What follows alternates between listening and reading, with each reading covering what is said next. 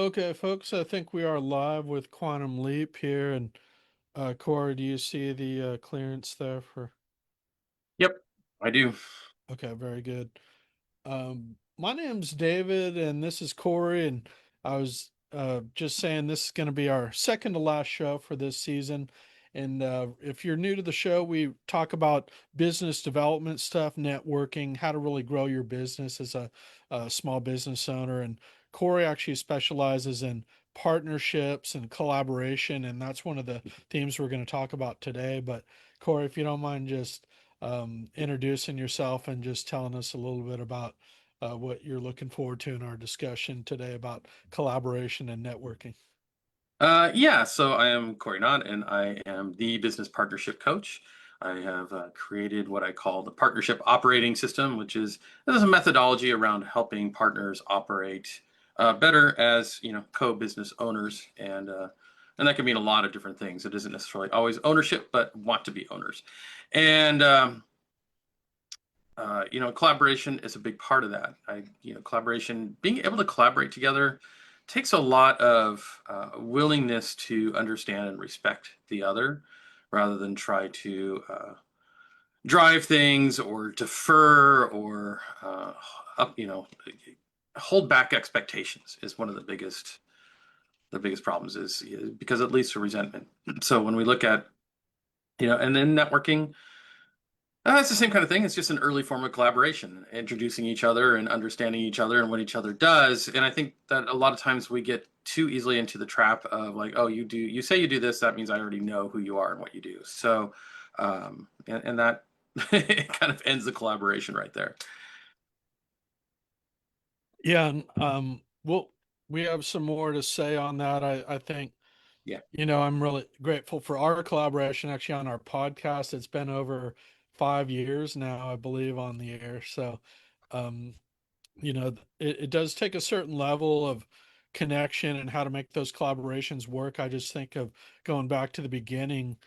You really kind of have to be on the same wavelength on a number of things, and you can actually help partners do that with their business, which is even more important if you're working closely together. And we're going to talk about some of that today as kind of a related discussion to Roomful of Referrals, which is our debrief today, which was a discussion that we just had. It was like a couple weeks ago. Was it the first Friday in April, April 3rd, I believe, in in Oakland with Dawn Lyons taught it, and she's actually written a book called, or was a co-author, Roomful of Referrals, which I'm going to refer to today. But essentially, it's a really a landmark or a breakthrough training, if you will, about networking by setting up different archetypes of training in terms of um, the I'm trying to change some of the camera views here, but so we can put on there, but it's always kind of a weird. Okay, there we go.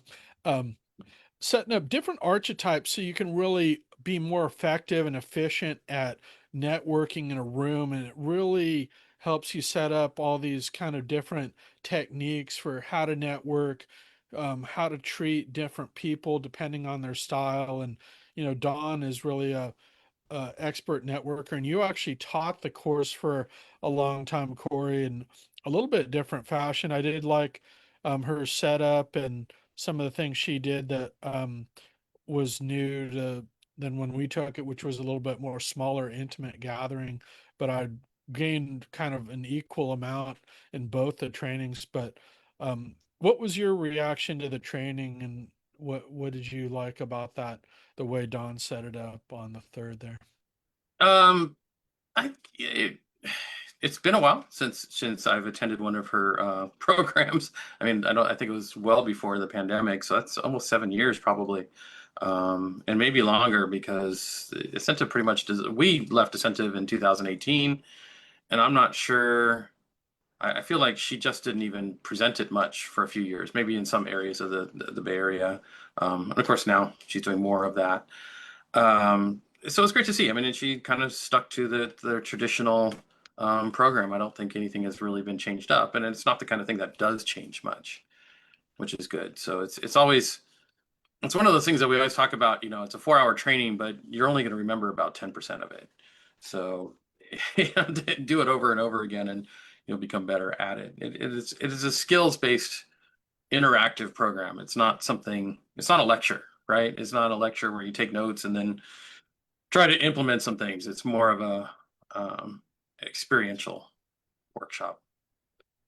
Yeah, and, I'll just use an example here of my card. I thought it might be the easiest to help people understand by just talking a little bit about our own type and some of the different types, because that's what most of the discussion is around. And she really opened by having us do this card, which is based on the disc method, where you answer a series of questions about how you would react or what your priorities are. And I ended up scoring. I actually moved up a little bit more towards the go-getter than I was, more pure, so to speak, in that category, and a little bit lower in promoter. I remember I was a little bit more promoter, but there is kind of a blending of styles. So I thought that was interesting that you can kind of change a little bit while you're being in business. So it's good to do the assessment in different ways. But how would you describe your style, or what your style teaches you about how you network and respond to people in relation to other people's styles? Well, I did not actually do the card again this time, and I do need to do a disc assessment again since part of my next grade of certification requires that I have an updated version of that, because it does change a little bit over time. Not a huge amount. People don't usually like change entirely, and the more personal development, self-actualization work you do, the lines become a little flatter. Um, because we become more of who we want to be. I fit into more of the S and C, or the nurture examiner type. So tend to be more thoughtful, more storytelling, more information and gathering and observation. Yeah.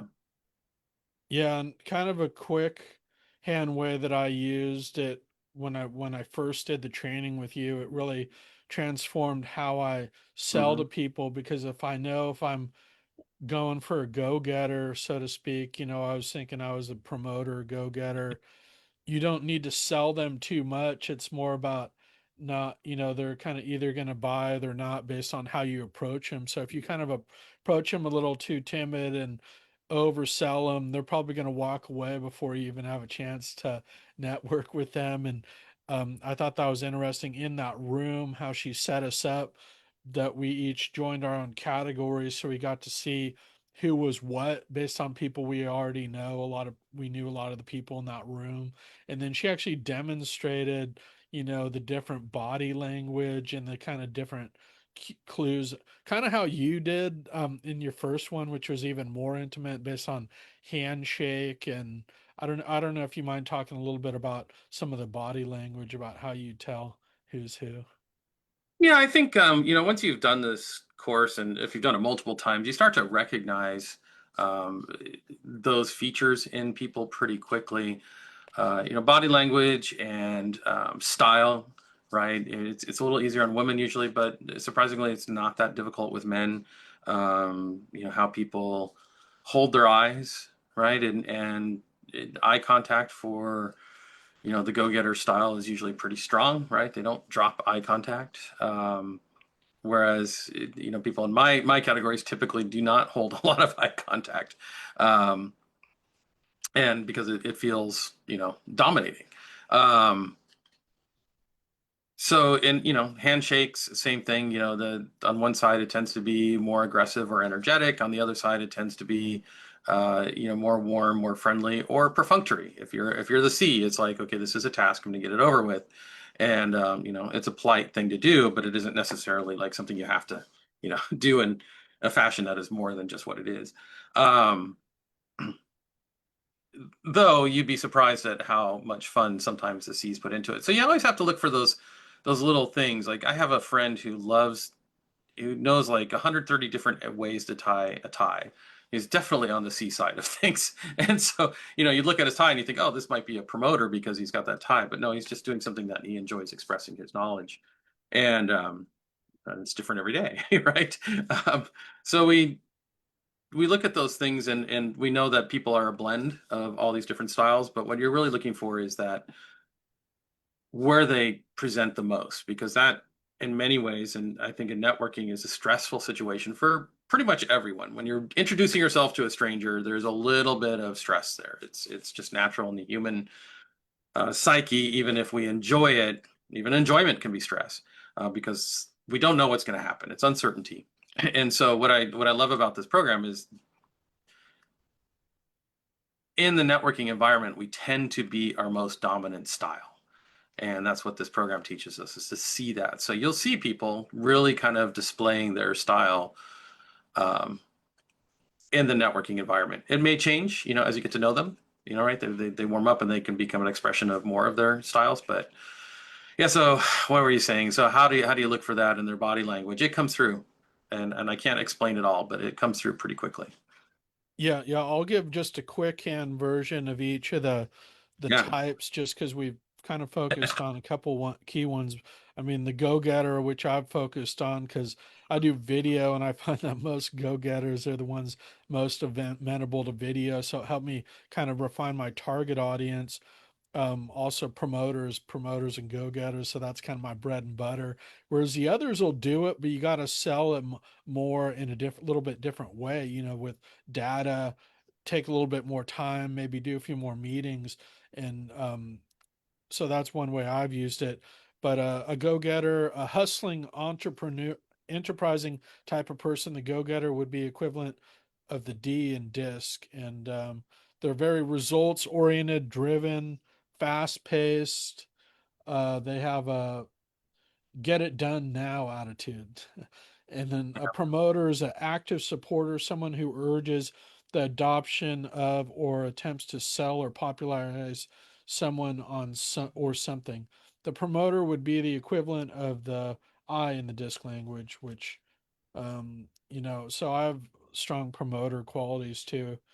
And so the nurturer, which um, you're familiar with, and I do feel like I have a kind of a some of these qualities as well based on the findings. Someone who gives tender care and protection to a person or thing, especially to help it grow or develop. The nurturer would be the equivalent of an S in the disc. So nurturers tend to be very patient, kind, caring, helpful people. They are great listeners and tend to enjoy many things at a slower pace than go-getters and promoters. So you see, they're almost kind of the opposite in some ways, that they're more tuned in to people's feelings and that connection, that people connection, which I think is great to show on video because they can be great people to serving clients and helping people accomplish their goals because they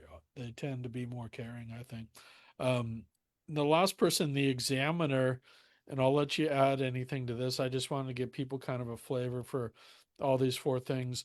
A person who inspects or analyzes a person, place, or thing in detail while testing their knowledge or skill by asking questions. Examiners tend to be very thorough, efficient, task-driven people. So I find in video they ask a lot more questions about how things work.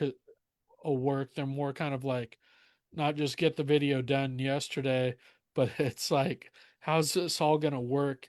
And I actually like because they tend to be more partners in how everything goes, and you kind of work with them like collaboratively. So they can be great collaborators because they really think about almost everything detail oriented. But Yeah. yeah, That can also be difficult collaborators. yeah, yeah, Unless I have some on the S side. The S actually tends to be more collaborative. If you look at my, because there's other systems like predictive index where I come out very much on the collaborative side. C's can be very correct, which doesn't always, which sometimes gets in the way. But we all again are those blends. And yeah. I think it look at it as to what people protect, first. Yeah. Who would you recommend to this type of training? Who do you think benefits from this training?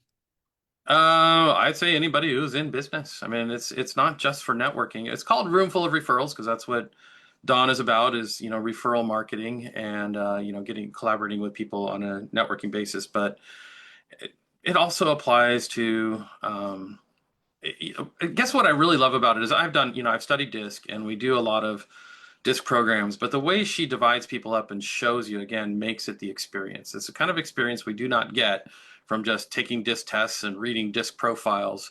Um, when you experience it, then you can think, aha, I have a client just like that, or I have a prospect just like that, and I can use that because again, prospects are usually in a stress state, and so are you, right? Again, I don't, we may not recognize it as stress, but good or bad, we tend to bring out our most strong style in any situation where, we're uncomfortable. And and so my experience of that is that your prospects are probably a little bit uncomfortable, so they're going to bring out that style. So when you can recognize that, you can speak to them and make them feel, it builds rapport very quickly in sales and networking.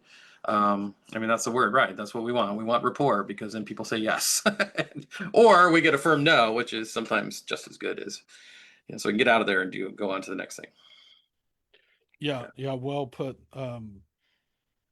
And the last thing I want to talk about, we have about 5 minutes left, is just how this DISC assessment can help, how you use it with partnerships.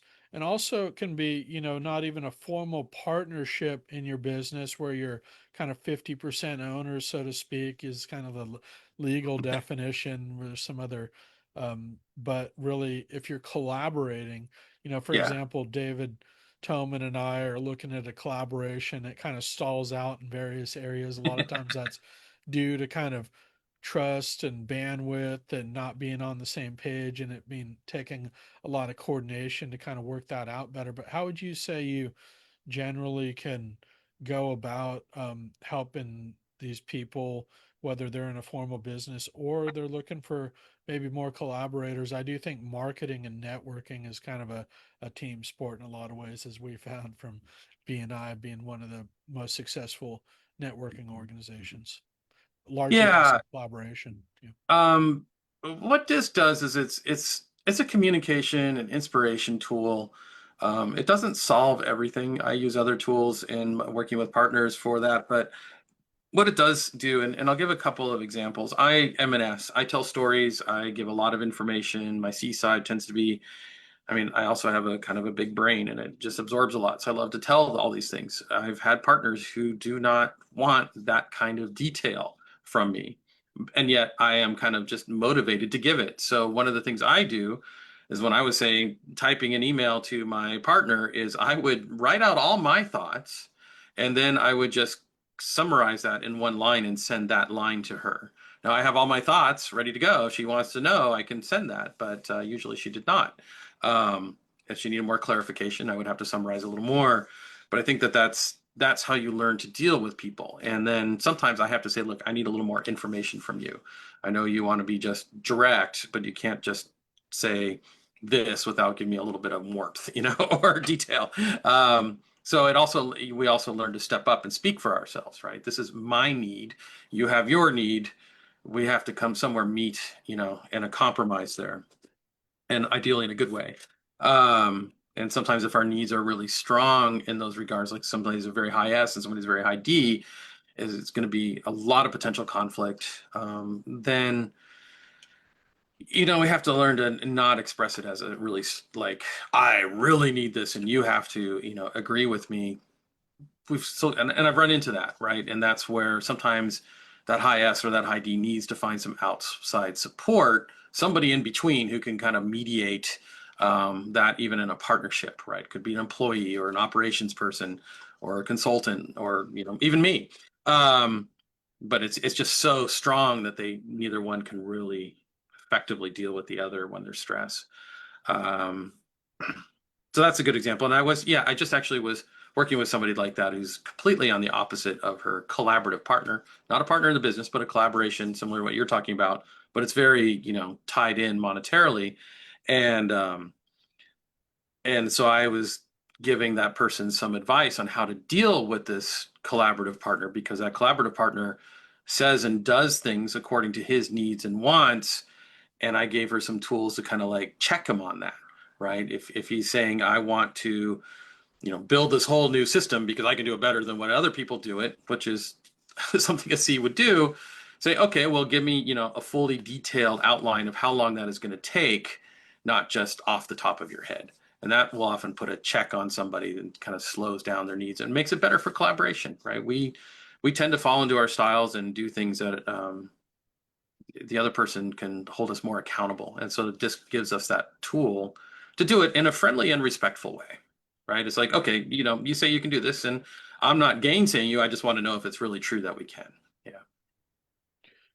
Yeah, no, I appreciate that. And I learned a lot from my initial assessment with you on disc, and I was very new in business at the time. It did teach me a lot about our personality. It also teaches you why we need to collaborate with other folks. If they're different, it can really help you get, say those people connect well with other people. If you have that person in your network and you get along, that can be hugely beneficial. Yeah. Uh, if you share the same client base and building those connections, common connections. Also, people want to learn more. I saw this book came out in 2012. I don't know, it's on Audible, but I feel like the book almost is just a kind of a manual for the training. You really have to do it in person to see it, to get the full flavor, or do a disc assessment with you. I know you offer a one-off disc assessment for either solopreneurs, small business, or partners. So you can get a lot of value there and see how you want to use it. Yeah. I don't I know. A have lot of a, people yeah. just, it, you don't know what you're going to learn until you do it. I'd compare it to kind of two pieces of a puzzle that without the information, if they're clashing or not fitting, you don't know exactly why, but it gives you the awareness so you can better connect, things that are rough edges or things that don't really fit in certain places. So, Yeah. Yeah.